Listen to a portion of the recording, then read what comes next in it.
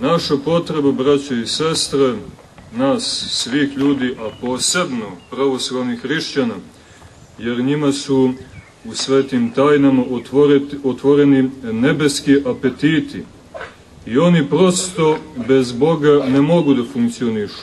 Kogod je primio svetokrštenje i kogod je pomazan u svetoj tajni miropomazanja Duhom Svetim, njemu života bez Otca, bez Sina i Duha Svetog nema. I zato danas imamo situaciju vrlo tužnu i tešku za gledati, pa je zato i malo ko gleda i primjećuje, ali zaista tužnu, tragičnu situaciju da je malo onih koji su utješeni istinskom utjehom i duhom istine. Uglavnom su to neke improvizacije, vrlo grube improvizacije, simulacije koje se završavaju u raznim oblicima prelesti, kako tu obmanu i lažnu utjehu nazivaju sveti oci. Većina nas se zaglavila na tom duševnom nivou, ne duhovnom, duševnom nivou, kroz razne umjetnosti, razne nauke i razna druga istraživanja i zaranjanja ili uzlijetanja, a sve odjekne u najdubljim prostorima naših srdaca. A zašto je to tako? To je tako, braćo i sestre, što ne živimo onako kako je Bog zapovjedio, što ne vjerujemo onako kako se Bog otkrio, kako sveti apostoli predadoše svojim svetim učenicima, a oni opet svojima, pa sve tako do današnjeg dana, to učenje sačuvano u crkvi Božijoj, što se ne držimo svetih pravoslavnih dogmata, koji su svojevrsni kivoti duha i riznice utjehe, i što naše živote ne oblikujemo po Božijem modelu, po svetom modelu, po modelu Duha Svetoga. I onda, braći i sestre, izostane i utjeha.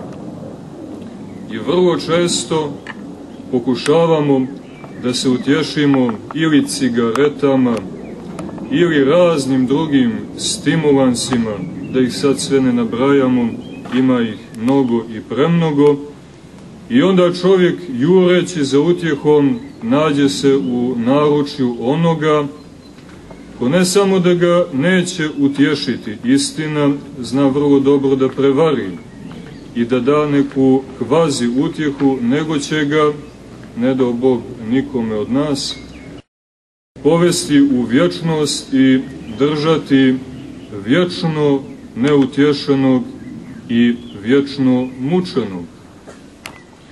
Zato je mnogo važno, braći i sestre, da crkvu našu svetu pravoslavnu doživimo ozbiljno. Kad kažemo crkvu, ne mislimo na neki hangar prazni, nego na organizam Božji. Kad kažemo crkvu, mislimo na Oca Nebeskog, Gospoda našeg, mislimo na Sina njegovog jedinorodnog Isusa Hrista, Boga i čovjeka, i mislimo na Duha Svetog, Gospoda životvornog. Jer crkva, braćo i sestre, i jeste njihovo prisustvo. Poziv na svete gozbe, na svete liturgije, na svetu istinu, na sveto pričašće, na svete zapovesti Gospodnje, nije poziv ljudski, nego poziv Božji. I onaj koji nas je pozvao, braćo i sestre, on odlično zna šta nama treba, jer nas je iz nebića priveo u biće, dao nam život, dao nam dah svoj i odlično zna kakva je naša potreba za njim i kakva je naša patnja bez njega. Ljudski rod, braćo i sestre, prevaren zamkom i obmanom satane, otpao je od Boga i doživio strašan pad u kome se nalazio sve do posljednjih dana, posljednjih vremena, kad se Sin Božji jedinorodni pojavio na zemlji, začeo u utrobi presvete Bogorodice, rodio besjemeno i kao čovjek donio sve one darove koje nam je Otac spremio, Otac naš nebeski.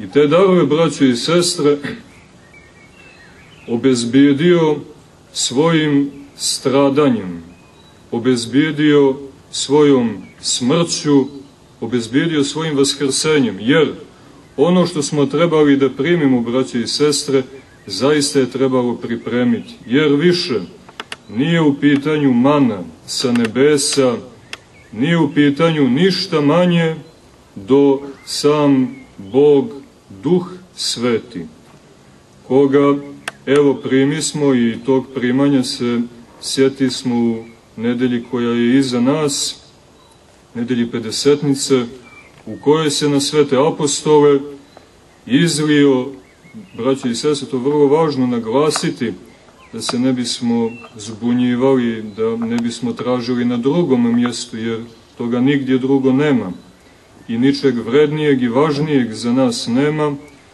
Dakle, izlio se na svete apostole Duh Sveti, treće lice trojičnog božanstva, dakle, sam Bog, braći i sestre, Duh Oca Nebeskog. A sve to zahvaljujući žrtvi i domostroju spasenja koji nam je obezbijedio svojom žrtvom krsnom, svojom smrću i svojim vaskrsenjem i, vrlo važno naglasiti, svojim svetim vaznesenjem, Sin jedinorodnim, Gospod naš Isus Hristos.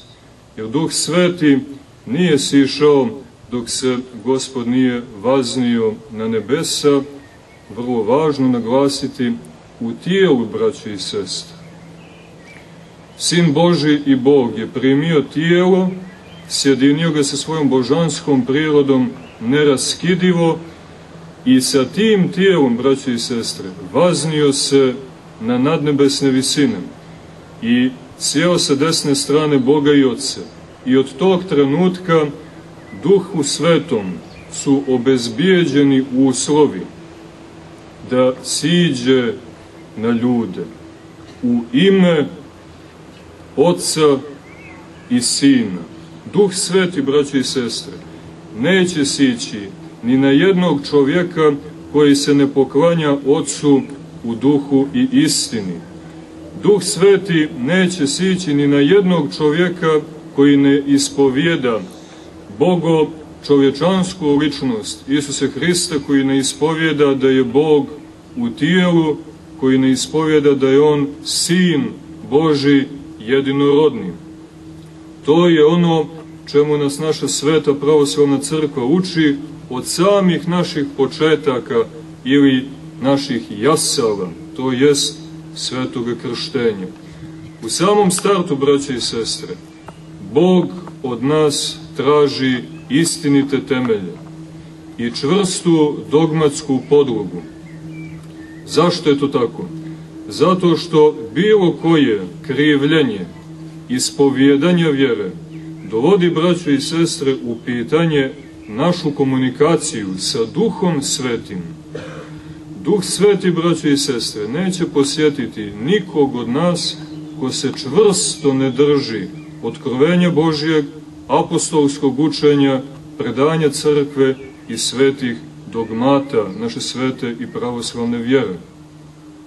To je vrlo važno da znamo i vrlo važno da naglašavamo, pogotovo na ovim prostorima, mada i ovaj sveti manastir je kroz vjekove samo to i naglašavao, jer je dobro znao da ako narod napusti crkvu, ako napusti ispovjedanje svetih apostola i svetih otaca, ako napusti sveti simbol vjere, da neće moći da primi, neće moći da nosi Duha Svetoga i onda će se veza sa Bogom i Otcem i sa Bogom i Sinom njegovim prekinuti, što je za čovjeka potpuna tragedija.